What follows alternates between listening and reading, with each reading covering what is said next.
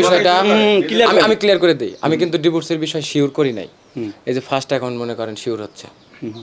এখন ও হয়তো বলছে টিকটকে কিংবা এসে আলাদা হয়ে গেছি, কিন্তু ওই রকম ভাবে বলিও নাই, বলা হয় না, এই ফার্স্ট বলতেছি। আর সবাই কিন্তু জানে এর আগে যে আমি ডিভোর্স দিয়ে দিছি, আমি কিন্তু ডিভোর্স দেই নাই। নেন শুরু করেন। রোল সবাই রেডি? হ্যাঁ ভাই শুরু করে দেন। নৈরেদ শোনেন না কেউ। প্রশ্ন করেন তো, কে করবো করেন। Roll action. সুজন ভাই দেন শুরু করেন। না না ওনারা খুব বলো। হ্যাঁ আরিফ ভাই বলেন, আমি শুরু করতেছি এখন। আমার দিবেন। আচ্ছা আলম ভাই, হ্যাঁ আপনার স্ত্রী শর্মিলার সাথে আপনার ডিভোর্স হয়েছে কিনা আমি সেটা একটু বলবেন। আর একটা বিষয় হচ্ছে আপনি যেটা বলেছেন আপনার স্ত্রী আপনাকে 8 মাসে 30 থেকে 40 বার মৌখিকভাবে তালাক দিয়েছে। তিনি অস্বীকার করেছে, তিনি কখনোই তালাক দেয়নি, আপনি বরঞ্চ তাকে কথায় কথায় তালাক দিতেন। এবং এই ঝামেলাগুলোর পরে আপনাদের ডিভোর্স হয়েছে কিনা একটু বলবেন।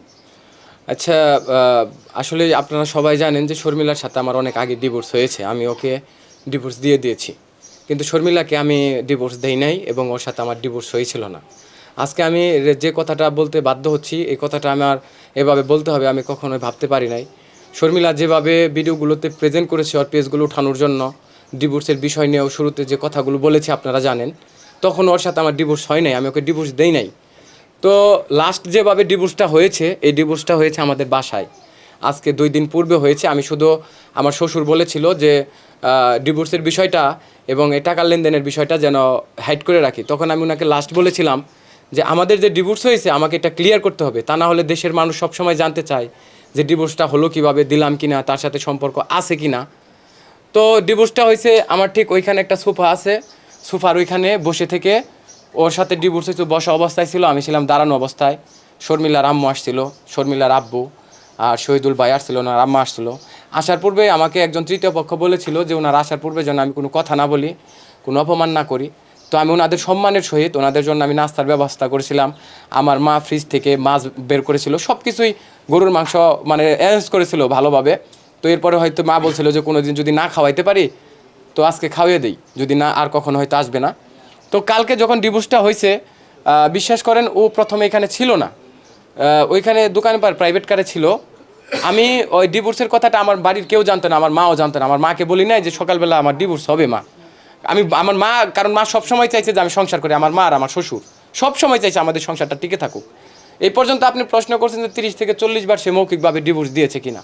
ও নিজেই ভালো করে জানে যে ও কতবার আমাকে দিয়েছে। আর এই ফাইনাল ডিভোর্সটা কীভাবে হয়েছে আপনারা জানেন, যে ও কান্নাকাটি করে বলছিল যে ডিভোর্স হয়ে গেছে কিংবা আলাদা হয়ে গেছি, সংসার হবে না। আপনারা কি কেউ কোনো দিন আমার মুখ থেকে কখনো শুনেছিলেন যে আমি তাকে ডিভোর্স দিয়েছি? এরকম শুনছেন? কিন্তু বলেছি যে ডিভোর্স হতে পারে। তো এরপরে যেটা হয়েছে, ও আমাদের বাসায় আসছে, আসার পরে ওইখানে বসার পরে প্রথমে কিন্তু যখন মীমাংসা ডিভোর্স হয় তখন সম্ভবত আমি তার জানি না, আমি কখনো এর আগে ডিভোর্সে অংশগ্রহণ করি নাই কিংবা দেও নাই। তো ওইখান থেকে বসে প্রথমে ও আমাকে স্বাভাবিকভাবে মানে নাম ঠিকানা বলে আমাকে ডিভোর্স প্রদান করছে। আমি দাঁড়িয়ে দাঁড়িয়ে শুনতেছি, আমার শোল তখন কাঁপতাছে, আমি ওই নিচে। ও একবারও কিন্তু বলে নাই যে আমার ভুল হয়েছে, আমি বাসার থেকে চলে গেছি এই ঘটনা। তো যাই হোক আমি আসছি, আমাকে ডিভোর্স দিয়েন না কিংবা এটা করেন না। আমার শ্বশুর শাশুড়ি মানে তাদের পক্ষ থেকে কেউ এটা বলে নাই। শহীদুল ভাই ছিল, তো আমি ওনাকে বলছি যে না, সিদ্ধান্ত ফাইনাল, আসলে এখানে করার কিছুই নাই। কিন্তু শর্মিলা ভিডিওতে বইলা গেছে যে আমাকে নিয়ে সংসার করতে চায়, আমাকে ছাড়তে চায় না। সারা দেশের মানুষ সেটা দেখছে। ও আমার বাসায় এসে তো একবারও বলে নাই। এই বাড়ি ভর্তি লোক ছিল, আশেপাশের লোকজন, আপনারা জিজ্ঞেস করলে জানতে পারবেন, এমনকি স্টেটমেন্ট দেওয়ার মতো লোকও আছে। তো ও ডিভোর্স দেওয়ার পরে যখন আমি মানে আমাকে বলতে বললো আমার আব্বার নাম কিংবা এরকম আমাকে তালাক দিতে বললো, আমার শরীরের লোম তখন মানে সব দাঁড়িয়ে গেছে। পুরুষ মানুষ কিন্তু সহজে কান্না করে না, কিন্তু আমি মানে আমার চোখ দিয়ে কীভাবে কখন পানি আসতাম বলতে পারবো না। আমি চলে যাওয়ার পরে এখানে ঘরের ভিতরে আমি 2 ঘন্টা কাঁদছি, কাঁদতে কোন সময় আমি ঘুমিয়ে গেছি মানে আমি নিজেও জানি না। সকাল থেকে আমি ওই দিন না খাওয়া, ঠিক 4টার সময় উঠা আমি গোসল করে আপনাকে একটু আমি এখানে থামাচ্ছি, দাঁড়ান, আমি তো থামাচ্ছি, গোসল থামাচ্ছি। হ্যাঁ, পুরুষ মানুষ কখনো কান্না করে না। আপনি ডিভোর্সের দিন আপনার স্ত্রীকে ডিভোর্স দিয়ে আপনি কান্নায় ভেঙে পড়লেন কেন? মানে আপনি কি তার প্রতি দুর্বল ছিলেন? আর ওইদিকে এত ঘুরাইস না, আপনি আমি দুর্বল ছিলেন? আমি ওনার প্রতি এত দুর্বল বলতে দুর্বলতার জন্য আমি কান্না করি নাই। আমি যে জন্য কান্না করছি আমি জানি আমার কান্নার বিষয়টা দেখে ওরা চলে যাওয়ার পর ও দেখছে যে আমি কান্না করতেছি, ও দেখে গেছে। কিন্তু আমি কান্না করছি কেন, এক প্রফেসরও আমার শিক্ষক একজন আমাকে ফোন দিয়ে বলছিল যে এখন আপনি কান্না করেন কেন, ভালোবাসেন, আমি তাকে ফিরিয়ে দেই। তো আমি বললাম যে এটা সম্ভব না, কান্না করছি তো ডিভোর্সের কারণে, এইটা মিন করে না। আমি মিন করছি তখন যে আমি ওকে নিয়ে এই 7 মাস যে সংসার করছি, ও আমার কাছে একটা জিনিস চাইলে আমি সেটা ডাবল আইনা দিছি। যদি আমার সংসার করার ইচ্ছা না থাকতো ওর জন্য আমি এত কিছু করতাম না। ওরে যদি ডিভোর্স দেওয়ার আমার ইচ্ছা থাকতো কাগজ কলমে, এত দূর যাওয়ার প্রয়োজন ছিল না, একবারে ওরে জানানোর প্রয়োজন ছিল না। আমি ডিভোর্স দেওয়ার টাকাটা আমি পাঠিয়ে দিতাম, কিংবা ও মামলা টামলা যা করতো করতো। কিন্তু আমি কিন্তু এত কিছুর পরে, এত ঘটনার পরে আমি ডিভোর্স দেই নাই। আরেকটা জিনিস দেখবেন, সেটা হচ্ছে উনি আগেও বলছি অনেকগুলো পেজ ক্রিয়েট করছে, উনি অনেক ভালো, ওনার মা ভালো, কোনো লোভ নাই মায়ের মনে। উনি যে কি করেছে ডিভোর্সের সময় আমি এটা ভাবতেও পারি নাই। আমি ওনাকে সম্মান করি, আমার শ্বশুর শাশুড়ির বাড়ি যারা আছে রেসপেক্টফুলি কথা বলতেছি। আমার বাসায় একটা মশারি ছিল আর ওনাদের দেওয়া, আর একটা ওই যে ফিরা নাকি ছিল রুটি বানানির, ওইগুলা নিয়া মানে এমনভাবে নিচে, মানে যেটা খুবই দুঃখজনক। আমার এলাকার লোকজন দেখে বলছে যে এটা কেমন ধরনের অ্যাক্টিভিটিস, আচরণ। আরও কি চেয়েছিল আমি ওগুলো বলতে চাই না। আমার শুধু আজকে আপনাদের ডাকানোর এইটা উদ্দেশ্য, কিংবা জানানোর এইটা উদ্দেশ্য দেশবাসীকে যে ওর সাথে আমার ডিভোর্স হয়ে গেছে। ও যেন, অনুরোধ জানাচ্ছি, ও যেন আমাকে ইউজ না করে। ও যেভাবে ইউজ করে আমাকে পেজগুলো দাঁড় করিয়েছে, একটা জিনিস খেয়াল করবেন, যে মেয়ে 2 দিন পূর্বে কান্না করে ভিডিও তৈরি করছে, সে পার্লারওয়ালা মহিলার সাথে ঘুরা ঘুরা চুলের স্টাইল কইরা একদিনের বিনিময়ে সে ভিডিও কীভাবে কন্টেন্ট করে। আমি আমার কাজ স্বাভাবিক করে যাচ্ছি, ও বলছে ওরে আমি টাকা ইনকাম করছি। ও যেভাবে কাইন্টা ভিডিও করছে, যা যা উল্লেখ করছে, আমি যদি ওইগুলা কাইটা আমার পেজে ভিডিও ছাড়তাম এবং আমি রিপিট করতাম, আমি 15 থেকে 20 লক্ষ টাকা বিল ঢুকাইতে পারতাম। এই বাংলাদেশের কেউ বলতে পারবে না যে আমি ওর রিপিট ভিডিও তৈরি করছি, আর ভিডিও দেখছি, এই ব্যাপারে কথা বলছি। কিন্তু সে আমাকে ইউজ করে গেছে। অনুরোধ জানাচ্ছি, যেহেতু তার সাথে আমার ডিভোর্স হয়ে গেছে, আমরা সেপারেট হয়ে গেছি, সে যেন আমাকে আর এভাবে ইউজ না করে। এবং তার জন্য আমি দোয়া করি মহান রব্বুল আলামিন যেন তার ভালো জীবনে তাকে পৌঁছায়। আর সবচেয়ে বড় বিষয় কি জানেন, মানুষের অল্প বয়সে চুল পাকে, বেশি বয়সে পাকে, আবার টেনশনেও পাকে, বার্ধক্যের কারণে পাকে। আমার নয় 50 বছর বয়স হয়েছে, সাপোজ 50 হয় নাই, আমি নিজে স্বীকার করি আমার বয়স হয়ে গিয়েছে। ওই শর্মিলা নামের মেয়েটি, এখন তার সে আমার ওয়াইফ না, তো উনি আমাকে অনেকবার বলছে, উনি নিজেও জানে, বুইরা বেটা, বিয়ে ইস্তে বেটা, এক পোলার বাপ, এটারে বিয়ে করে আমার জীবন শেষ, অনেকবার আমাকে ছোটো করে কথা বলছে। তো ওর এই ছোটো করে কথা বলা আমার জীবনের একটা বড় ধরনের শিক্ষা। এই জন্য আমি আলহামদুলিল্লাহ আল্লাহর দরবারে শুকরিয়া আদায় করতেছি। আমি মন থেকে দোয়া করি যে আল্লাহ তাআলা শর্মিলার মা বাবাকে ভালো রাখুক। আমি জামাই হিসেবে, শর্মিলার জামাই হিসেবে আমি যথেষ্ট পরিমাণে আমার শ্বশুর বাড়ির জন্য আমি যথেষ্ট পরিমাণে যতটুকু করার প্রয়োজন দায়িত্ব কর্তব্য আমি পালন করেছি। অনেকে বলেছিলেন যে শর্মিলাকে আমি ব্যবসার বিজনেসের উদ্দেশ্যে আমি বিয়ে করেছি। 2019 সালের শেষের দিকে আমি পেজের কাজ শুরু করি, তখন আমি লাইভ করলে 18,000 20,000 লোক জয়েন করতো, কিংবা আমি এখান থেকে যত টাকা আয় করেছি একটা পেজের টাকা আমি ডোনেট করে দিয়েছি।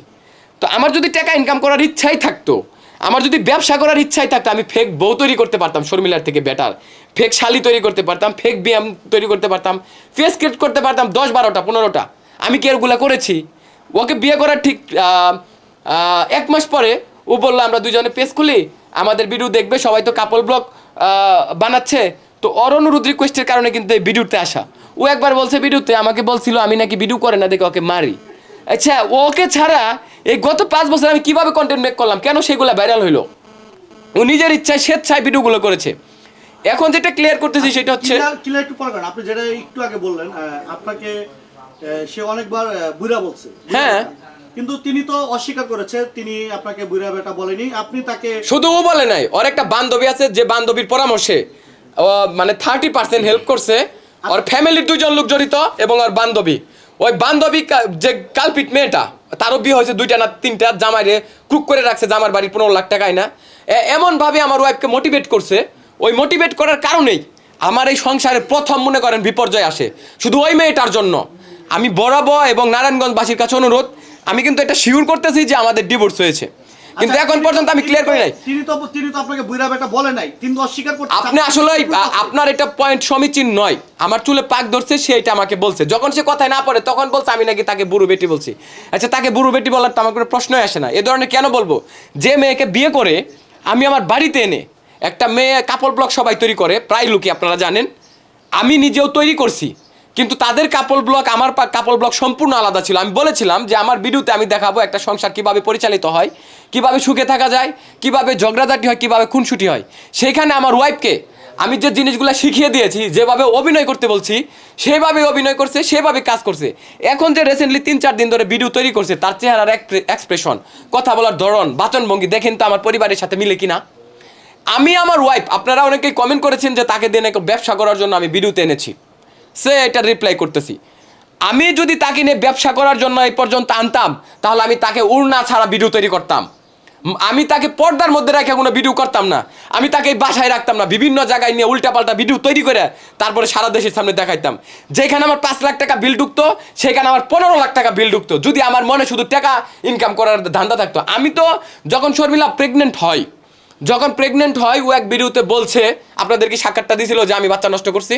হ্যাঁ বলেছে। এটা আমি ক্লিয়ার করি নাই, আজকে ক্লিয়ার করতেছি। আমার স্টেটমেন্ট এইটাই লাস্ট। এর পরবর্তী সময়ে আমি কোনোদিন এই স্টেটমেন্ট দিব না, কারণ এটা আমি ক্লিয়ার করি।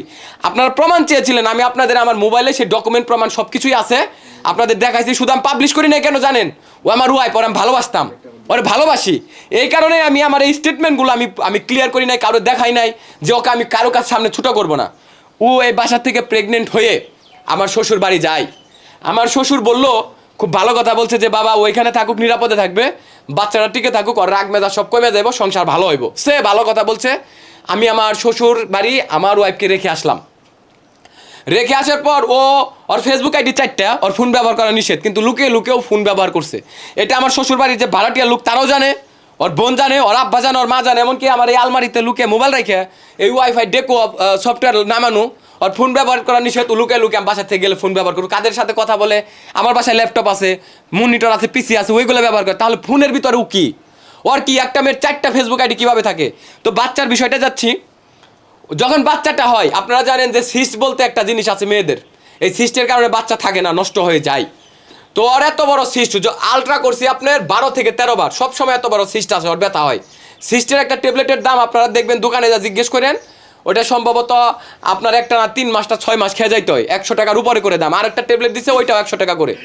আমার কোনাবাড়ি যেটি হসপিটাল আছে, আমি সকল হসপিটালে দেখাইছি, আমি পারি নাই কন্ট্রোল করতে। পরবর্তীতে শ্বশুর বাড়ি রেখে আসলাম, ওইখান থেকে নিয়ে আসবো। আমার শ্বশুরের প্রস্তাব দেওয়ার কারণে ওকে আমি ওইখানে রেখে আনছিলাম।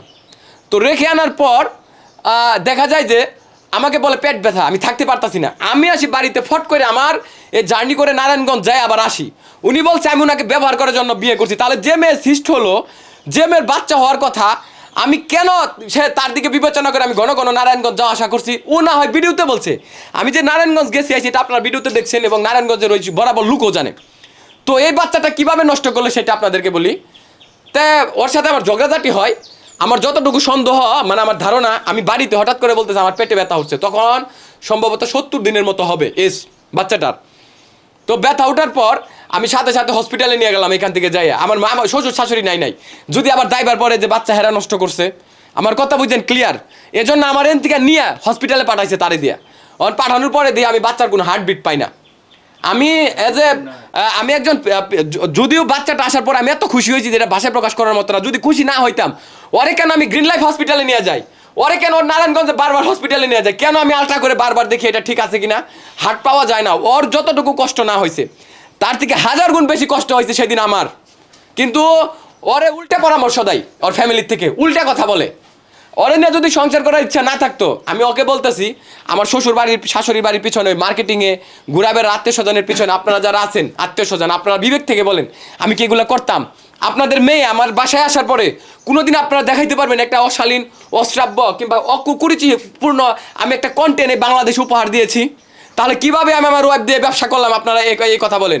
বাচ্চাটা নষ্ট হওয়ার পরে ওর সারাটা রায় তো ব্যথায় থাকতে পারে না, ওর হাত পা শরীরে আমি মেসেজ করে দিয়েছি, ওর মার ওই বাড়ির ভাড়াটিয়া সাক্ষী। পুরুষ মানুষ কি কান্না করতে পারে? আর আমাকে বলছে আমি নাকি পেটে লাত্তি দিছি। এই পেটে লাত্তি দেওয়ার বিষয়টা ক্লিয়ার করে দেবো, কারণ ডিভোর্সের আগ পর্যন্ত আমি সম্মানের সহিত রাখছি, আমি বলি নাই, এটা ক্লিয়ার করি। ওর মা দোকানে গেছে, আমাকে বললো যে রুটি বানিয়ে দাও। তে 1.5 ঘন্টার মতো হয়ে গেছে, রুম থেকে বের হয়ে গেছে, ও আর আনে না রুটি। মাই আমার শাশুড়ি যিনি ছিলেন বেলে টেলে সব কিছু করে থেকে গেছে। হঠাৎ করে যা দেখি ওর তো মোবাইল ব্যবহার করা নিষেধ, মোবাইল ব্যবহার করে কার লাগে চ্যাট করতেছে। ও কার সাথে চ্যাট করে আমি এর মধ্যে 2 জনের নাম জানি, আমি 2 জনের নাম জানি, সে একদম প্রুফ তার একজন ব্যক্তি আমার পেজ নষ্ট করছে, ওর চ্যানেল দাঁড় করাইছে, ওর ইউটিউব করে দিছে। ওই ব্যক্তিটা একবারে ওর সাথে দেখাও করছে, মিটও করছে, সব কিছু। তো আমি বলছি তুমি এটা খুলো, আমি দেখবো তুমি কার সাথে কথা বলো। আমি কিচ্ছু বলবো না, আমি শুধু ওই ছেলেটাকে দেখবো। মোবাইল এখানে ঢুকাইছে তো ঢুকাইছেই। তো পরবর্তীতে ওই বাসায় এক খালা থাকে, মোবাইল দিতে পারলাম না মোবাইলের জন্য। ও ঘরে দরজা ভিতরে ঢুকে আত্মহত্যা করবো, মোবাইল ব্যবহার করবো, যদি না দেয় আত্মহত্যা করবো। মোবাইল আমার হাতে, কিন্তু আমি লজ্জা জানি না। আমি বলছি আমার শ্বশুর আর শাশুড়ি আসবে, ও কার সাথে কথা বলে আমি এই জিনিসটা সবাইকে দেখাবো, ক্লিয়ার করব। তো পরবর্তীতে ও ডিলেট কইরা শ্বশুর শাশুড়ি এসে 1 ঘন্টা পরে মোবাইল দিছে আমার হাতে। তো প্রথম আপনারা দেখবেন যদি কারোর সাথে চ্যাট করে মেসেঞ্জারে ঢুকলে প্রথম কিন্তু আসে যে ওই ইয়ের মধ্যে দেওয়া থাকে যে কার কার সাথে চ্যাট করছে। ও এটা ডিলিট করতে মানে ভুলে যায়, ও ডিলিট করলে কিন্তু ওইটা থাকে যে এখন কার সাথে রানিং চ্যাট করছে। তো আমি কিছু বললাম না ওরে, কারণ আমার বাচ্চা হচ্ছে এই মুহূর্তে, আমি কাকে কি বলবো। পরে ওই যে ভাড়াটিয়া যে উনি বললো দেখছো এবার তো বুঝলাম যে এটা কোন জাতের মেয়ে, ক্লিয়ার কইলে বাবা কিছু করার নয়, ওর মা বাবা হোক তারপরে দেখি। আমার লগে মোবাইল নেওয়ার লাগে এত পাঁচরি করছে, আমি কইছি লকটা খুলো, লক খুলে আমার দেখায় নাই ওইটা কে ছিল। আপনারা বলছেন আমি পরকিয়া করছি, কমেন্ট করছেন। আমি আলম হাসান পরকিয়া কিভাবে করব? আমারে তো প্রতিদিন শত শত মেয়ে মেসেজ দেয়, আমি কি কোনো মেয়েকে দিয়ে বলছি আমার সাথে রিলেশন করেন?